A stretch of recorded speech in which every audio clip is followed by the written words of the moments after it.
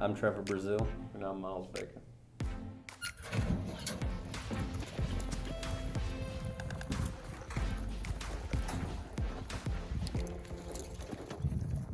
A lot of people think that outside's a release of pressure and like, oh, that horse just needs to go outside. I mean, there's a lot of stuff when you're ranching that is only pressure, and just being able to deal with it. That's what I always say. I mean, like, you can only ease around a horse for so long. They've got to learn how to handle pressure, and when you're on the ranch and sorting and really doing the work that has to be done, and sometimes you don't think that horse may be ready for a situation that they get thrown into, and then you find out, you know, what that horse is made of. I just think it's where the great ones are made.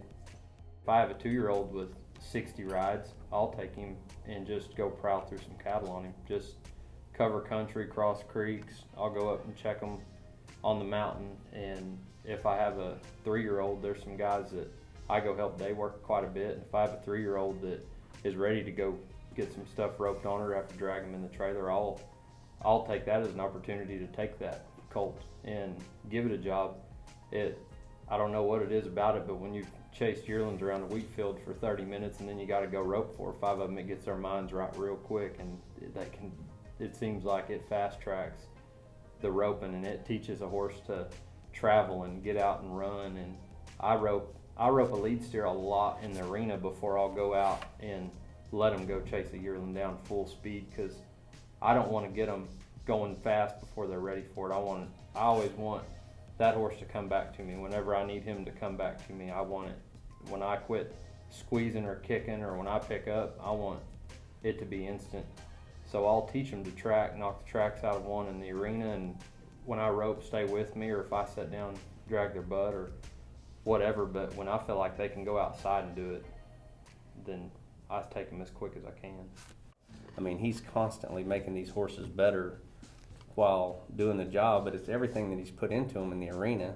Just like every other discipline trains these horses for, he just has a place to go apply it and see how it's working. If he needs to go back and refresh it when he gets a little pressure put on him out there, how'd they handle it? I don't think this one's quite ready to send up here, because, you know, I got him in this little bind the other day and he didn't handle it quite the way I wanted him to, and so we go back and get everything right. But that's one thing that I think people will find from these horses is they're tested and they haven't had shortcuts.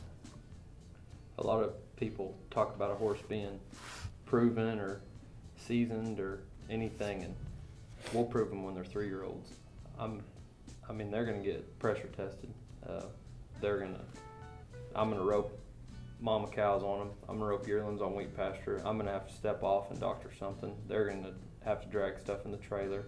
And to me, that's proving a horse.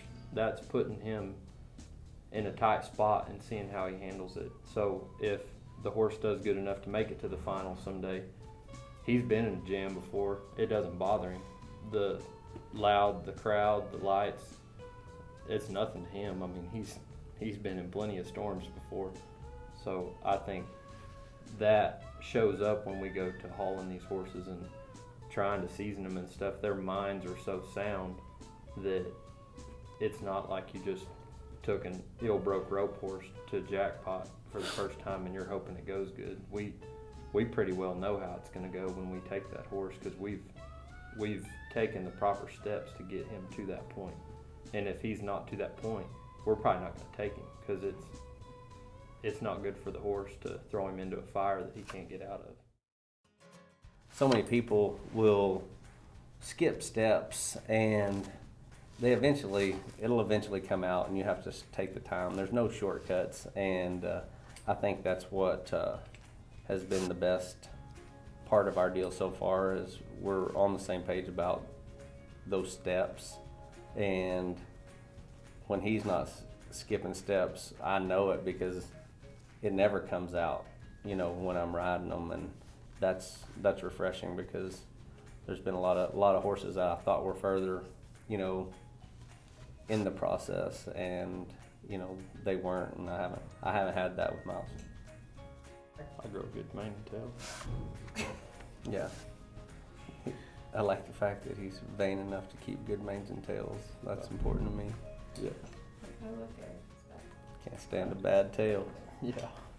Yeah, we agree on that. I think one thing that he has a really good eye for, and I learned it from my dad. My dad's always been huge. He can look at a horse that looks terrible standing there tied to the fence, but he won't call him ugly until he sees him move. And I've always kind of thought I was crazy for thinking like that, but he's the same way. We can, until we see a horse move and travel, we don't judge him that much. They need to be pretty. It's icing on the cake to be pretty, but we're both big on how a horse moves. And I'm fortunate I've had the time to get one to ride around, and he knows how one's supposed to ride. And that's what a bunch of people think, just because somebody's rodeoed their whole life, they don't know what a broke horse is. And I don't like to give him too much credit, but he knows what a good broke horse is, and he can ride one. And I feel like something I do good is putting buttons in a horse, and he can push the buttons, and that works great for our deal, because I might bring a horse down here, and I like doing it. I'll put some stuff in him, and I like bringing him down here, and he gets on them and he puts them to the test, and he can push those buttons that I've put in him, and it's nearly like clockwork. I'll always watch videos of me riding a horse, and I'm really judgmental about it, and he'll get on them, and all of a sudden they look better with him riding them the first time than they've looked with me riding them the whole time. But that's on top of roping and stuff. He's so talented with a horse that he can get on them and feel instantly and know what a horse needs, and uses his feet and hands, and he can get it out of a horse really well. What are some of those buttons? Well, I mean, that's the thing. It's not really just hands and feet or one spot here. I mean, if you want to move their hips are free. I mean, like, I haven't really asked one that's been through his program to be able to do something that it surprised him, or I didn't stick a spur somewhere where he didn't understand what I was asking him to do.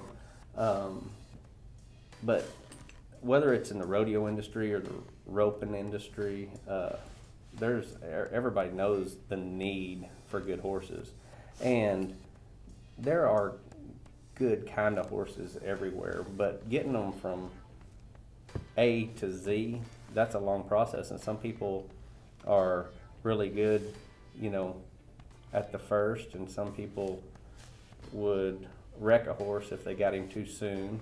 And so those great horses aren't being made, finished. And I think that we work really well together in finishing, really good rope horses. And that's what I'm looking forward to. We were talking about it in the pickup driving the other day, and I couldn't name the steps. I'm just giving an example, but if there's 10 steps to training a horse, I'm good at getting them from 0 to 5, and he's the 5 to 10. That's him.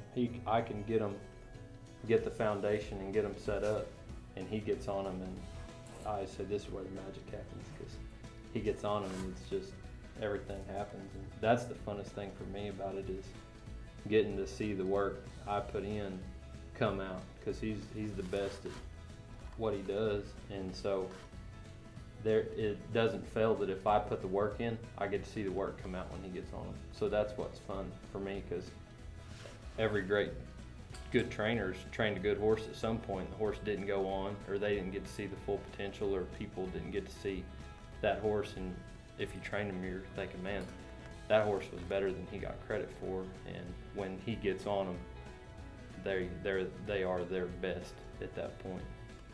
But I like people being able to come look at our horses, and I mean, I wish when I was rodeoing, somebody was doing this to where when I got on them and backed them in the box, whether they had ever been to a rodeo or not, where most of ours that are past the age of 5 will have been to jackpots or the futurity or something, to get some seasoning. But whether they had or not, to be able to know that I could tell one of the top ropers in the country. I know he's just 5, but I mean, he can handle whatever you show him. If you want to throw 3 culls, he's going to read it.